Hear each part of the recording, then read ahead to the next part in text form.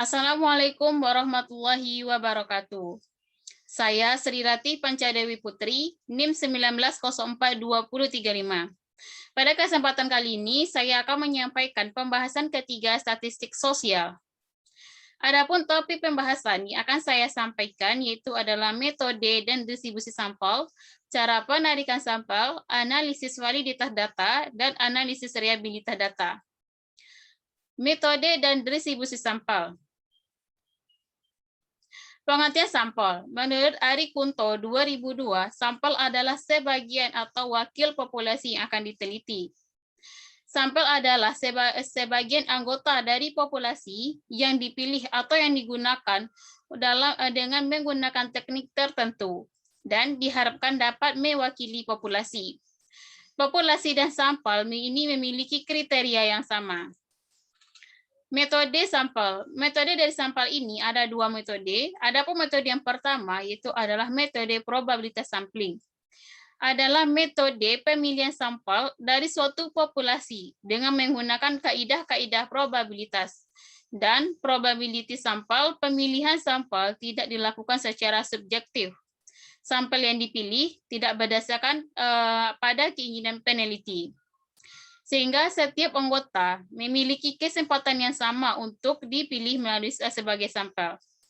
Adapun contoh dari penelitian probability sampling yaitu adalah sample random sampling, systematic sampling, retrieval random sampling, cluster random sampling, dan lain-lain.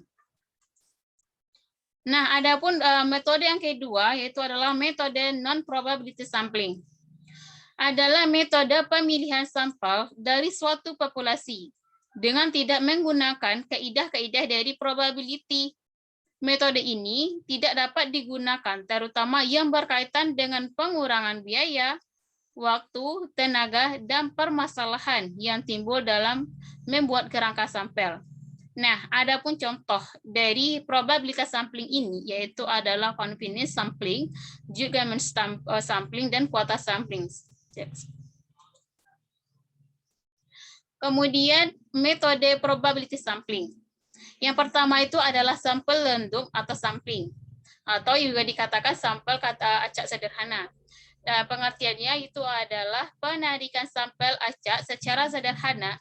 Setiap unit dipilih dengan menggunakan tabel angka random yang telah ditentukan. Yang kedua, systematic random sampling adalah suatu penarikan sampel yang dilakukan terhadap elemen-elemen di dalam populasi yang telah didefinisikan. Seperti yang berhubungan dengan alasan praktisan ataupun terlaksananya biaya. Tersedianya beberapa tambahan keterangan untuk dalam populasi untuk diteliti dengan lebih tepat. Nah, yang ketiga yaitu adalah stratified random sampling. Ini adalah suatu populasi dibagi menjadi subkelompok yang dikenal dengan strata dan satu sampai dipilih secara acak dari setiap strata tersebut. Yang kemudian cluster random sampling, yaitu adalah populasi dibagi menjadi klaster-klaster atau kelompok-kelompok dengan menggunakan batas geografis atau batas-batas lainnya. Kemudian dipilihlah klaster itu dan dengan secara acak dari setiap klaster. Kemudian metode yang kedua itu adalah metode non-probability sampling, yang dimana juga terbagi kepada beberapa bagian. Yang pertama itu adalah confidence sampling, sampel berdasarkan kepada ketersediaan elemen dan kemudahan untuk mendapatkan elemen tersebut. Sampelnya tepat dan dipakai pada awal penelitian. Yang kedua, judgment sampling. Ia merupakan pengambilan keputusan sampel yang berdasarkan kepada kriteria tertentu, seperti export sampling dan propositive sampling. Nah, yang ketiga itu adalah quanta sampling. Adapun maksud dari quanta sampling ini itu adalah disebut juga nama lainnya itu juga disebut dengan judgment kedua. Sampling diambil telah dijatakan dari setiap kelompok dan kuota sampling termasuk non probability. Dan kemudian yang terakhir itu adalah network sampling, yaitu tidak digunakan bila populasinya sangat spesifik dan diambil secara berantai mulai dari sampel yang paling kecil sampai kepada sampel yang paling terbesar. Nah, pengertian dari distribusi tersebut yaitu menurut pendapat Grant-Venters dan Webnau 2014, distribusi sampling itu adalah distribusi dari statistika yang diperoleh dengan memilih sampel yang memungkinkan dengan ukuran yang spesifik dari populasi. Distribusi sampling yang diambil dari statistik digunakan untuk membuat kesimpulan pada parameter. Setiap sampel yang diambil dari populasi itu akan menghasilkan nilai-nilai yang berbeda. Dari sebuah populasi juga akan menghasilkan sampel-sampel yang berbeda. Distribusi sampling dengan ukuran sampel N dihasilkan ketika percobaan dilaksanakan dengan berulang dan kemudian menghasilkan banyak nilai statistik yang berbeda dari setiap sampel. Kemudian pembahasan yang kedua itu adalah teknik penarikan sampel. Yang pertama, probability sampling, yaitu adalah teknik pengambilan sampel yang memberikan peluang yang sama bagi setiap unsur populasi untuk dipilih menjadi anggota sampel. Yang dimana di sini juga ada dibagi kepada beberapa bagian. Yang pertama itu adalah sampel random sampling. Adalah penyampaian acak secara sederhana bahwa sebanyak N sampel diambil dari populasi N. Dan setiap anggota populasi mempunyai peluang yang sama untuk diambil. Nah, adapun cara teknik penarikannya yaitu dengan cara undian, dengan cara bilangan random, dan dengan menggunakan komputer untuk mengacak. Kemudian yang kedua, stratified random sampling, yaitu adalah anggota populasi dikelompokkan berdasarkan strata seperti tinggi, sedang, dan rendah.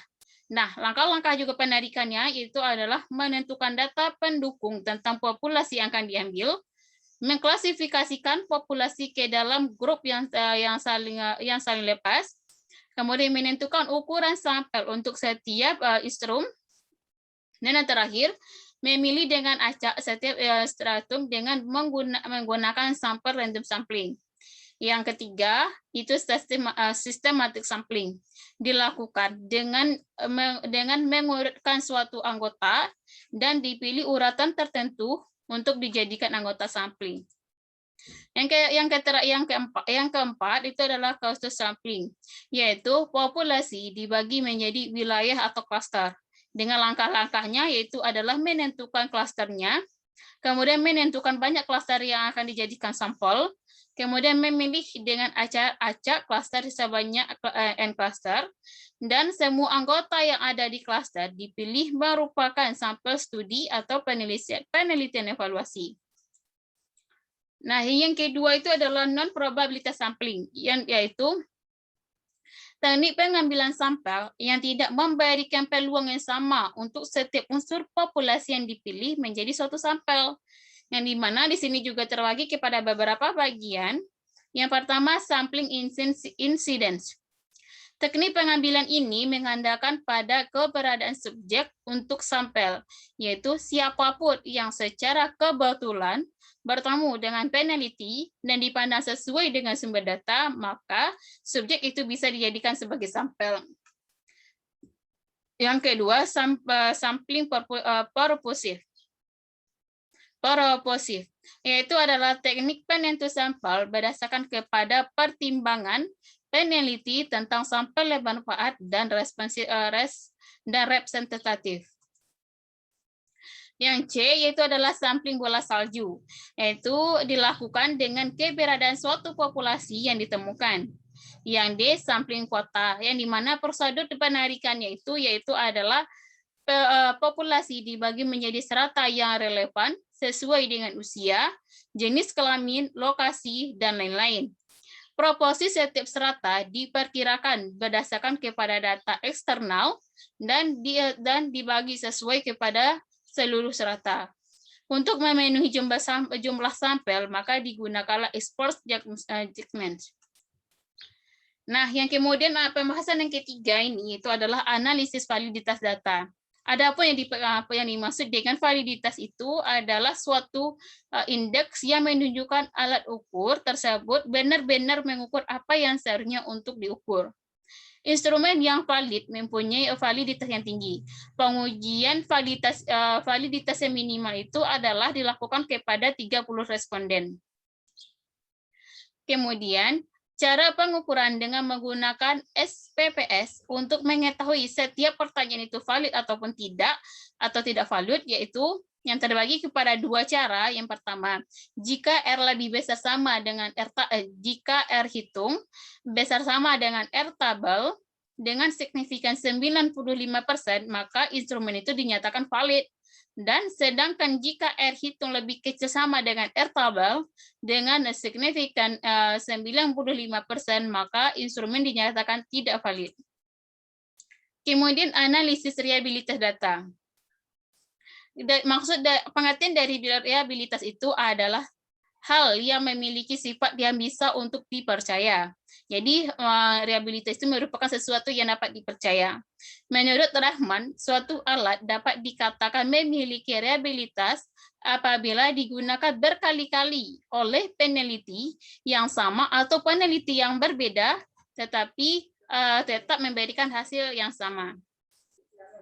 Kemudian uji reliabilitas diperuntukkan untuk mengetahui konsistensi alat ukur. Apakah dapat diandalkan dan tetap konsisten dan juga pengukurannya diulang. Beberapa metode pengujian reliabilitas yaitu adalah metode tes ulang, formula Self-Nagans, metode Anoval-Hertz, dan metode Crunchbars. Yang dimana metode ini merupakan metode yang paling banyak digunakan. Kemudian alat ukur instrumen yang dikategorikan reliable yang menunjukkan konstansa hasil pengukuran dan mempunyai ketetapan hasil pengukuran sehingga benar terbukti ada kebenarannya. Nah, mungkin sekian pembahasan yang bisa saya sampaikan. Adapun salah saya mohon maaf. Adapun referensi yang dapat saya jadikan dalam mengambil materi ini yaitu adalah seperti ini, yang dimana Febrianta Eka Putri tahun Ciptani tahun 2013, analisis penerapan PSA K55 atas cabangan kurangnya dengan nilai dan seterusnya. Jika ada salah, baik itu penyampaian ataupun dalam pembahasan, saya mohon maaf. Akhirul kalam, saya mengucapkan wassalamualaikum warahmatullahi wabarakatuh dan terima kasih.